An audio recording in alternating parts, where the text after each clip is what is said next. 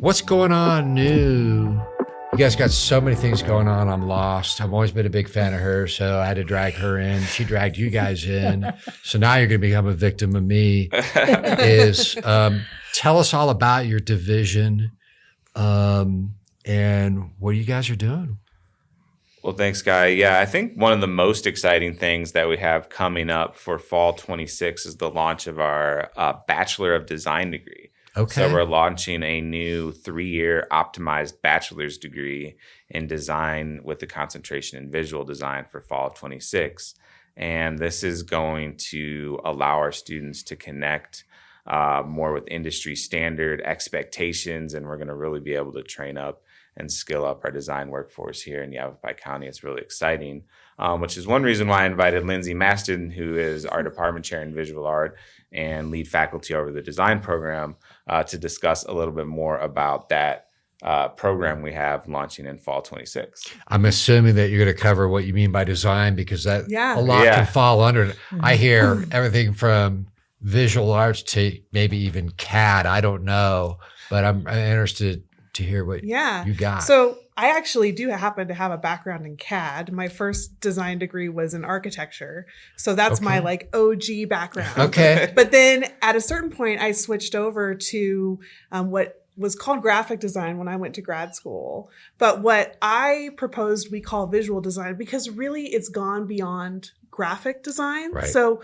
we're training people, not just to create print materials, but to create physical product packaging, and then also like interactive digital materials. So web design, but also software interfaces and elements of physical products. Like one example I always give students is, who do you think designs the screens in your car, or the screen on your refrigerator if you have a cool refrigerator, or any of the millions of interfaces that we interact with every day? A lot of times people think that as a designer, you will be working at a design agency, which certainly happens. I have worked at agencies, but also pretty much every major industry hires designers. Banks have designers on staff. Airlines have designers on staff. Governments have designers on staff. All of these colleges and universities have staff designers. Sometimes I disagree with them. Right. But this is an industry with a lot of places to go and things to do. So we've created this very focused degree. So that's how we got it into 3 years, is we made it very, very focused. Almost every single class you take in this degree feeds directly into your design education. And we've done that through some clever double dipping with our general education courses, where they also serve as design foundations in many cases. Sure. So that you can be super streamlined, learn what you need to know to get into a healthy place with work, to make a really strong portfolio, because in design, that's how you get hired. So if you go somewhere and say, hi, I want to be a user interface designer for Oracle. UI, yeah. And you go and you do an interview, the first thing they'll ask you is, what does your portfolio look like? So our goal for all of our students is that they graduate with a strong portfolio that shows a breadth of work, and they have the knowledge to hit the ground running. I hear, and I could be wrong, but that was a great intro and overview of so much stuff. I immediately, in my mind, went to user interface and user experience, because of where all your platforms are going. Number one, I don't know how you keep up with it, because we're changing almost monthly with how we're processing media, just from the technology. But young people that want to get into that industry, and I think you said it really well about design as a whole, because I think the tools at the end of the day, that designer is going to have a tool that will be designing not only for the product packaging, but for the marketing, the advertising, and the user experience, all in one stroke almost. The way the technology is going, in a highly creative person that likes that type of technology will probably do very well. We talk about this all the time in our offices, is we think the way technology is going, that the creative people that are self-starters are going to do very well. Yeah. We really think so. But that's a great overview. Thank you of what you guys are doing over there, because people wouldn't think about that in Yavapai College, right? But you're talking about user interface, user experience, designing almost holistically throughout the whole organization and making an impact, right? I am. And that partly that just comes from me leading the program and being a giant nerd. Back before I ever went to school for design, I was a dork in my garage teaching myself how to code. I always tell people I remember when CSS launched because I was making websites before that. But I was just a little tiny baby. But that is something that has helped me, because watching the industries siphon and change and fluctuate with the times, I always tell students a really great designer is tool agnostic. What you can do is irrelevant to the tools. You learn how to use all the tools. That's part of your skill set, is the learning. It's not becoming attached to any great tool. You can make whatever you want. And we, of course, teach the industry standard tools right now. Yeah. That's part of our curriculum, but we always introduce them with learn how to learn this so that you can learn the next thing. Right. We say it all the time now in the offices. There really are no more questions. It's like, how curious are you? And are you there? Are you prepared to solve it on your own? Because you can. Right. It's almost what you just said, because be agnostic to the tool, because those tools that are relevant now probably going to change or become irrelevant in a year. Right. It's maybe 3 max. Maybe 3 max. But once you get in the habit of not being attached, I think that's human nature. Is like, once we have our habit, how long does it take to change a habit? We all know this in school. It's 90 days at least to change a habit. Even then, you probably only have 1 foot in it. Yeah. It's really hard to get an organization to change when you have multiple people working on projects, let alone one person. So being trained up front, it's a tool, but you've got a tool belt with infinite number of pockets to be used. Keep changing. So pretty interesting. Lindsay, could you talk a little bit more? I really liked what you were saying about maybe some of the soft skills, transferable skills that students would learn during the completion of this degree. Could you talk a little bit about creativity and critique and some of those skills that students are going to learn that are going to help them no matter where they go or what they do, become more well-rounded individuals, perhaps? Sure. So probably one of the biggest myths about creativity, which you surely know, is that it's a light bulb moment and you just sit around and wait for it. So one of the very first things we teach students, and I know Helen teaches this too, is that you have to get up every day and you create things. And then through the creation, the creativity comes. It's not vice versa. You don't wait for creativity to create. You create, and then the creativity comes to you. So we teach students an iterative process. Design thinking isn't as trendy as it used to be, but it's still effectively this cyclical iterative process of exploration. I describe it to people who aren't familiar with design as being the scientific method of design. So you have an inquiry and you explore it, usually with visual, like literally sketches or building models. Those can be in the computer or they can be physical. And sometimes it's good to get into your hands. It can like change your mentality. And then you test it. So you see what works. In the case of UI and UX in particular, that's user interface and user experience. You have to literally test it with people. You have to test your designs. Research is part of the process. So we teach that. And then you figure out what works. And then you iterate on it further. And then finally, you have a viable product. And whatever that product is, whether it's a super cool, cereal box that you can ship in the mail and it won't break, or whether it's an app for your phone that everybody's going to want to download, you have some idea of what's working with it. But the thing about digital design that physical design doesn't share is that you can constantly be updating and constantly be iterating and pushing out updates. And that gives you this incredible ability to always be refining your product. which, to get back to what I was saying earlier, that's why all these companies have designers on staff. It's not because they're making things one and done. They're constantly refining their Changing. products.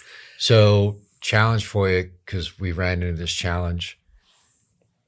When you talked about soft skills, how important is it to convey to the student? And do you find this challenging in today's community and society? You would have to tell these people, these students, the people are super important, because it's really easy to get lost in our software and our work. I get it. I have great days where I don't talk to anybody, but I get a lot done. And then I send out my work and my boss is happy.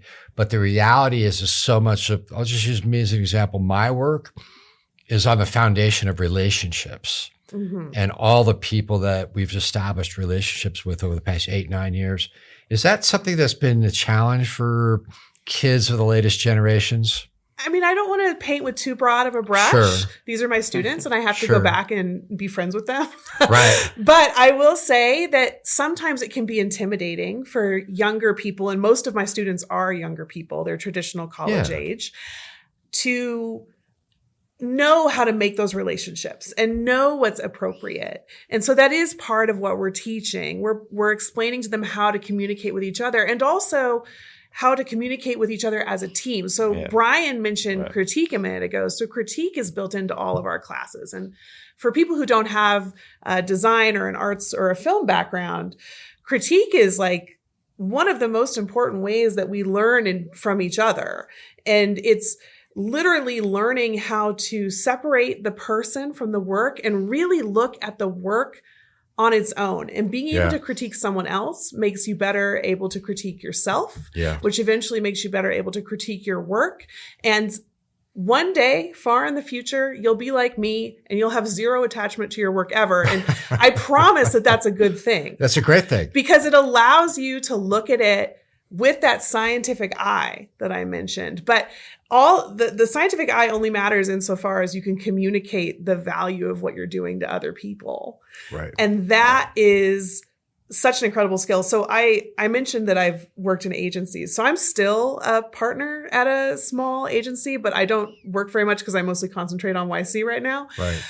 But our clients, we have not gone out and tried to get a client for like 6 years, because people just come to us. Like they just come, because at a certain point, if you are good at what you do and you're not a jerk and you do things reasonably on time, people will just keep coming back to you. Right. And that kind of will take care of itself. It's really difficult to believe when you're 18 and you're struggling, but I promise the foundation that you lay in your work and your work ethic, that builds everything. It was really important to mention the critique and the soft skills. So I think that's one thing that we find is really helpful in not only in team building, but growing the company, but also establishing relationships. Like if somebody doesn't like something, that's okay. We say fail fast and keep moving forward. Persistence and having that persistent attitude. But I really appreciate what you just said. You articulated it really well. You got some cool people. Yeah, thanks, Guy. Doing a lot of stuff. That was a lot to unpack, you know. So yeah, I mean that's the film and media side and the visual arts side of the house. But in Division 3, we also have performing arts. And of course, people may be familiar with our main stage productions. We just wrapped up Sound of Music at the Jim and Linda. I heard great things Arts about Center. that, by the way. So, but I would like to probably just on that note, have a separate one bringing in the performing arts folks. Sure. I want to let them talk about it. I don't want to, I mean, I could sit here and make that episode, but No, let's You bring could them just in. let them know about the auditions though for Guys and Dolls. Isn't that in like 2 weeks? no, we wrapped it up. Oh, that you was wrapped over it the up? weekend. So we're doing I'm in Guys the and wrong Dolls area. in the fall. I tried. We had a good turnout for auditions over the weekend. We're excited to do that. So if anybody, before we bring in the next group in a bit, where can people find out more about the entire division? Where would they go online? Yeah, so our website is yc.edu/arts, ARTS. And there you can find more about all of our different programs and events that are upcoming. Thanks, you The guys. classes and all of that fun stuff. So thanks, everyone. Awesome. And we'll see you guys are going to come in again, though, right? Yes. Yeah. Awesome. Appreciate it. Okay. Hopefully we'll have new stuff next time. Yeah. It only took me 10 years to get her in, so I want to. Oh, I can get her to do well, something. actually, one thing I was thinking if we wanted to switch gears, though, is Helen, you didn't really plug the FMA classes. I was Yeah. just, So I didn't know if we wanted to rotate back a little bit and give you some time to talk about FMA classes. Well, we could hook it to the film festival You know. because we have summer classes Okay. and cinematography and animation principles. And cinematography that meets one day a week. So it's not taking up your whole summer. It meets on Thursday, late afternoon. And animation is online. And if the students are in the summer school, then I give them free ticket vouchers to go to the film festival. Oh. So there's a little bit of an added Little hook incentive there. to sign up for Okay. those classes, and really, really good teachers. So Awesome. Well, Yeah. thanks for sharing that. And then what classes do you have coming up in the fall? Is there some cool classes coming up in the fall people could take? yeah, we start with History with- lovers and stuff. Yeah, Oh, yeah. History of American Cinema, which is filled twice now. We're on our Yeah. third. We're building our third class of History of American Wow. Cinema. Is really popular, and a lot of different age groups want to take that. I keep telling people from this retirement home I go to and do film talks. Sign up, and they're like, I tried to sign up, but it's all full because Nice. the We other need more students sessions. need it. I know. Then we have Screenwriting 1, which is my passion, is the screenwriting classes. And we'll have Production 1, which will be really great. We're also working with the State of Arizona Film Commissioner to do the production assistant workshops again. Very so we're cool. getting those going again with Matthew Earl Jones. So, Okay. yeah, lots of Wow, great classes. impressive. Editing Fundamentals is another one where Gulliver, who you know, is teaching that, and he knows Adobe, but he loves DaVinci. So we're using. He's really focusing a lot on DaVinci design. And if you want to learn, I have an Adobe, hour of that. I audited one class. It was Oh, did awesome. you? Yeah. Oh, good, Yeah. good. Over my skill set, Yeah. but really yeah. cool. Yeah. So yeah, it's great. It's a really good class, and it's with the art department too. So Okay. it's cross-listed. So we both have that in the. Yeah, and many of the FMA classes actually do count toward that Bachelor of Design degree we were just talking about. Okay. So they're embedded because at this point in time, designers need to know how to do visual effects and video editing. So Mhm. that's all part of it. Awesome. I've had students who had careers, they're in a career in marketing, come back and take the FMA production classes because it's like, hey, I'm lost. I need to up Yeah, my skill set. That's awesome. That's awesome. Yeah. Well, thanks, guys. Thank Gals. you. I would like to get one more plug in here. So He's Columboing us. I know. One more, I'm going to jump in. Shameless self plug. I have paintings going up. No, I'm just kidding. Anyways, we have our biannual student exhibition, Yavapai College student exhibition, closing ceremony on Friday, May 15th. We're giving out awards at 5 p.m. So come celebrate our student artists at Yavapai College, and we're also having free pizza that night. So come grab a slice of pizza. Now I'm in. Exactly. So we're trying to set the record for most pizza given out in one night. So Awesome. come by. We're Maybe gonna we see. can use that with a small story since it's coming up soon. Yeah. Great. Yeah. Can't believe we're already in May. So, Yeah. Yeah. Right. well, you guys are wonderful. You're coming back whether you like it or not because Helen said so. So thank you Yeah. so much for Yeah, all you thank guys you. are doing. It's amazing work you're doing. Thank very, you. very cool stuff. It's great to meet you. Thank you for having us on. You're coming back.